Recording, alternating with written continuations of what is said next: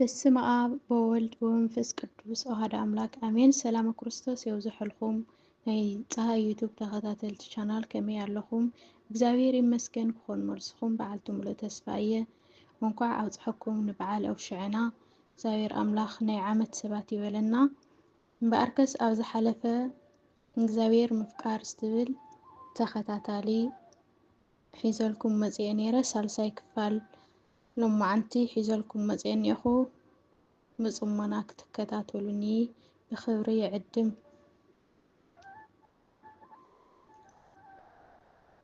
ናይ ኣምላኽ ተባዕ ምስክር ምዃን ከይሓፈርካን ከይፈራሕካን ኣብቲ ዝድለየሉ ግዜን ቦታን ቃል ኣምላኽ ብምምስካር ኣብ ኣምላኽካ ዘለካ ፍቅሪ ክትምዝን ትኽእል። ሓጢኣት ርኢኻ ክትሓዝን እንተኽኢልካ ክትሰብኮም ግድን እዩ። እቲ ንኣምላኹ ዘፍቅር ኣብ ገዝኡ ምስ ስድርኡ ኣብ ደገ ምስ ኣዕሩኽቱ መሳርሕቱ መማህርቱ ብቃል ኣምላኽ ካብ ምዝራብ ዝዓግቶ ፍርሒ ኮነ ሕፍረት የለን። ብዛዕባ ስቃይን ሞትን ጎይትኡ ምምስካር ደስ ደኣ ይብሎ እምበር ብምኽንያት ሕፍረትን ፍርሕን ስቕ ኣይብልን። ብፍላይ ከዓ እቲ ዘፍቅሮ ኣምላኹ ዝሓዝነሉ ግብሪ ሓጢኣት ክርኢ እንከሎ ተዊዑ ይምስክር ይኣልን። እቶም ንኣምላኽ ዘፍቅሩ ከመይ ገይሮም ቃል ኣምላኽ ብምምስካር ኣብ ኣምላኾም ዝነበሮም ፍቅሪ ይገልጹ ከም ዝነበሩ ክትርኢ ኢኻ። ቅዱስ ጴጥሮስ ተዊዑ ንቃል ኣምላኽ ብምምስካር ኣብ ኣምላኹ ዝነበሮ ፍቅሪ ዝገለጸ ሃዋርያ እዩ። ኣብታ ሃዋርያት ናብ ቤት ማእሰርቲ ተወሲዶም ስለምንታይ ብዛዕባ ክርስቶስ ትሰብኩ ከይትሰብኩ ኢልና ዶ ኣየጠንቀቕናኩምን ኢሎም ከፈራርሕዎ ዝፈትኑላ ግዜ ቅዱስ ጴጥሮስ ዝሃቦ ግብረ መልሲ ንስምዓያ። ኣቱም ሰባት ካብ ንኣምላኽ ምእዛዝ ንሰብ ምእዛዝ ቁኑዕ እንተኾይኑስ እስከ ባዕልኹም ፍረዱ። ነቲ ንስኹም ኣብ ዕንፀይቲ መስቀል ዝሰቐልኩምዎ ኣምላኽ ድማ ካብ ምውታት ዘተንስኦ ክርስቶስ ምስክሩ ንሕና ኢና። ግብረ ሃዋርያት ምዕራፍ 5 ካብ 28 እስካብ 30።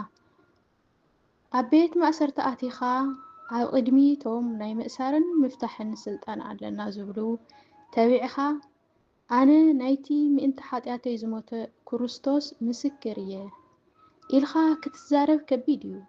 እንተኾነ ግን ነቶም ዘፍቅሩ ቀሊል እዩ። ስለዚ ተቢዕኻ መስክር። ነቢይ ኤልያስ ኣብ ቅድሚ ነገስታት ተቢዑ ንቃል ኣምላኽ ብምምስካር ኣብ ኣምላኹ ዝነበሮ ፍቅሪ ገለጸ። ነቢይ ኤልያስ ኣብ ቅድሚ ነገስታት ተቢዑ ንቃል ኣምላኽ ብምምስካር ኣብ ኣምላኹ ዝነበሮ ፍቅሪ ህዝቢ ብምግዳድ ንጉስ ኣክዓብን ንግስቲ ኤልዛቤልን ናብ ጣዖታት ይዘንብሉ ኣብ ዝነበሩሉ ግዜ ነቢይ ኤልያስ ነቲ ህዝቢ ኣኪቡ ሰዓ መዓዚኹም ብክልተ እግርኹም ክትሕንክሱ ኣምላኽ እንተኾይኑ ኣምላኽኩም ንዕኡ ኣምልኹ፣ ጣዖት እንተኾይኑ ኣምላኽኩም ክሳዕ መዓዚኹም ብክልተ እግርኹም ትሕንክሱ ብምባል ንእግዚአብሔር ብሓቂ ክስዕብዎ ካብ ሓጢኣትን ክሕደትን ክርሕቁ መኸሮም። ቀዳማይ ነገስት 18:21 ዋላ እኳ እቲ ጨካን ንጉስ በዚ ናይ ነቢይ ኤልያስ ተግባር ዝቁጣዕ እንተኾነ ፍቅሪ ግን ተቢዑ ከም ዝምስክር ገበረቶ። ንስኻ እውን ክቡር ሓወይ ክብርቲ ሓፍተይ ምኸርን ኣረድእን እምበር ሱቕ ኣይትበል። ቅዱስ ጳውሎስ ኣብታ ናብ ኣቴንስ ዝኣተወላ ግዜ በዝሒ ጣዖታት ምስ ረኣየ እንታይ ከም ዝገበረ ወንጌላዊ ሉቃስ ብከምዚ ዝስዕብ ኣስፊርዎ ኣሎ። እታ ኣብ ከተማ ብጣዖታት መሊኣ ምስ ረኣያ ብቁጣዓ ነደደ። ስለዚ ኣብ ቤት ጸሎት ምስ ኣይሁድን ምስቶም ንኣምላኽ ዝፈርሑን ኣብ ዕዳጋ ምስ ዝረኸቦም ይዘራረብ ነበረ። ግብረ ሃዋርያት 17:16 ለካ እዛ ፍቅርስ ክንዲዚ ሓይሊ እዩ ዘለዋ። ኣብ ዕዳጋ ከይተረፈ ብቃሉ ተዛረብካ كبر حاوي كبر تحفتي ازيون كتجبرو تخيلي خا أقدم كاجن مسمن أقدم كاجن مسدرخان عرفت خان تلمامد مس زياتهم مزراب انت تسكب خاجن عم عداقا مزراب نوري خوينك سمعك أيو نأملخ تفكرو ديخا بقالو مزراب حاوس خا يخون يوهانس مطمق أبتان قس هيرودوس نسبيتي فيليبوس حاو هيروداديا سبيتو كجبرا زوسن اللا جيزي نقوسيو يلو كي فرحة ازي تحسبو زلخا أب قدم أملاخ كيكا أيو بما الدعا قصة أمبر أملاخو زحزنو لسرح كسرح سويلو أيتعذبن إتا مسكرنت بحال زلا ازي تقورو زلخا أب قدم أملاخ كيكا أيو إلكا ممكاريا نزا قال تلما مدا مبقر نزن عبنتات إنذكرخا تبيعخا نقال أملاك بممسكار أملاكا زلك فقري قلጽ نصولت قدامنت مهاب إتا قندن مسرتاويتن ممزنيت فقري صولوت يا كسع كندي مستي تفكر أملاكا نمزرراب هرفان عليكا نزا صبقتي ناي نقص داويت تقسمو نسمعيا أو أملاخي كمتي نقصن درقن مدري ماي زصمئ أنا خعا نأخا حرر قبل ألخو مزمور داويت سوساي سلستي فقد حاده زي يصل سب اتي مس أملاخو كراخب زي دلئيو اتي مس أملاخو كراخب حرر زبلجن نتا ناي صولت ساعاتو بحرر تأي زصبيا أمن جدي إنا خدون بزعوا ولتات أملاخو إنا ذكره كخيد بح يزبلو أبوتا سرحون بزعوا فطاريو كحسب بح يولو أب دقاسي يذكرو كوتاس أب كل بوتا يصلي أب زلخايو مصلاي تلمامد حاتياتكا ذكر كحدقلكا دما صلي أب أوتوبوسنا خدخا زعوا عبيتن محرتن إغزابير إنا ذكرخا تحقوس فطرتات أدنق بقى إغزابير أبوخا بمخانو بحقوس فنጭ حبل إذا كله كتجبر انت خوينكا برقص بفقر إغزابير تقاصي الخالخا عاش عدلنيا خوين خالخا نزن زهكا زلخو أب زلخا هليخا صليين راب ناب عين مايات كم تنافق أنا خا أو أملاخي نعخا أنافق اللخو مزمور قدس داويت 41 فقد حاده أمد قاسي ليتي بملئتا بزعبخا إنا نقحو أحسب مزمور داويت سوساي سلستي فقد شدشته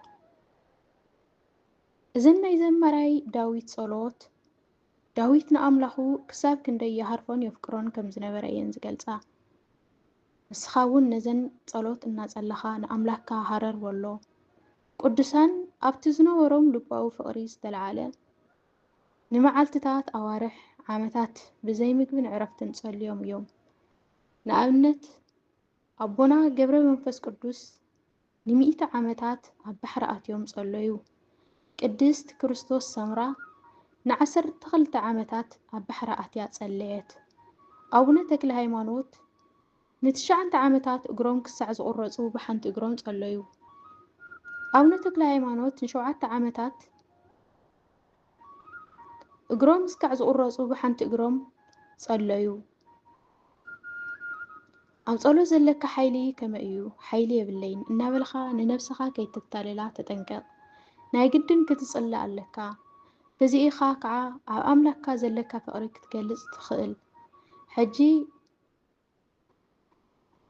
نابتانا يمجمري حطو تملس برقص نإقزابير يفكرو ديه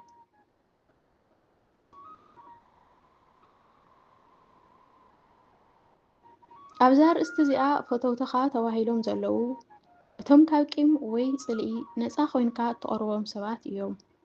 እዞም ሰባት እዚኣቶም ስድራ ቤትካ፣ ኣዝማድካ፣ ጎረባብትኻ፣ ኣዕሩኽትኻ፣ መሳርሕትኻ ወዘተ ክኾኑ ይኽእሉ።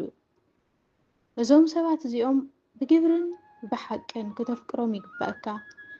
ምናልባት በየናይ መመዘን እየ ካብኣቶም ዘለኒ ፍቕሪ ዝመዝንኦ ትብል ትኸውን። ኣነ ድማ ከምዚ ይብለካ ኣይትሸገር፣ ጥራይስ ተጠቐመሎም እምበር 3 መለክዕታት ክበካ እየ። ቅድሚ ነተን መለክዕታት መሃበይ ግን ሓንቲ ነገር ከዘኻኽረካ እየ። ካብዘን 3 መለክዕታት ሓንቲ እውን ትኹን እንተጉዲልካ ክሳዕ ክንደይ እታ ፍቕሪ ካባኻ ርሒቓ ምህላዋ ፈሊጥካ ንምትግባራ ሎሚ ጽባሕ ኣይትበለላ፣ ሕጂ እውን ጀምራ። ቀዳማይ መለክዒ ምትሕግጋዝ። ንፈተውትኻ ካባኻ ዝደልይዎ ዘበለ ሓገዝ ኣይትበቀቐሎም። ተሸጊሮም እናረኣኻዮም ሱቕ ኣይትበል፣ ዝከኣለካ ግበር። ውሉድ ዘይብሎም እንተኾይኖም ከዓ ውላዶም ኩን። ኣምላኽ ድማ ውሉደይ ክብለካ እዩ። ገዛ ዝሰኣኑ እንተረኣኻ ዕቑባ ኩኖም።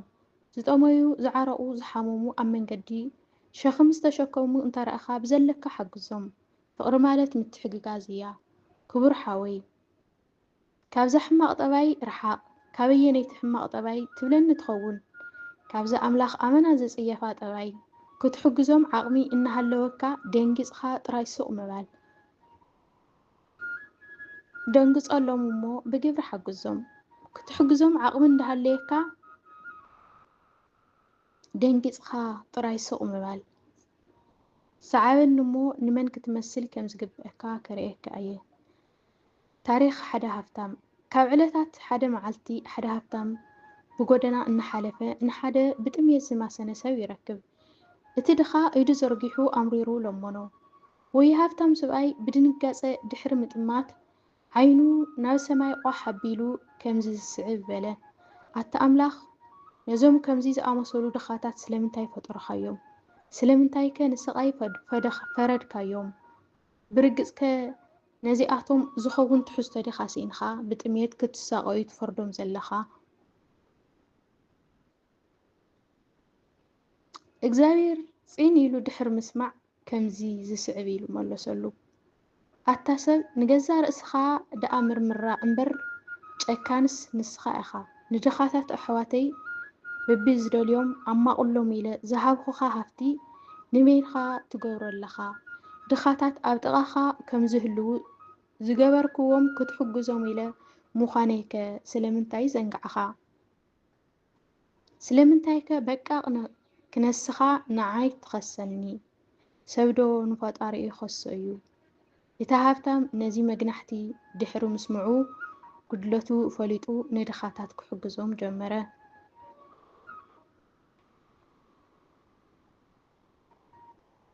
ክሳዕ ሎሚ በቃቕ ኮይንኻ እንተጸኒሕኻ ከምዚ ሰብኣይ ናይ ልግሲ ባህሪ ጀምር። ጎይታ እውን ኸመይ ገይሩ ንሽጉር ከምዚ ሓገዘ ቐጺልኻ ክትርኢ ኢኻ። 4ይ ክፋል ይቕጽል። እምበኣርከስ ዝነበረኒ ኣብዙ ይወዲእ ኣለኹ። ኣብ ቀጻሊ ብ4ይ ክፋል ክመፀኩም እየ። ላይክ፣ ሼር፣ ሰብስክራይብ እናገበርኩም ኣበራታትዑና። ሃናፂ ርእይቶኹም ኣብ ኮሜንት ጻሓፉልና ከንብቦ እየ። ይቐኒየለይ።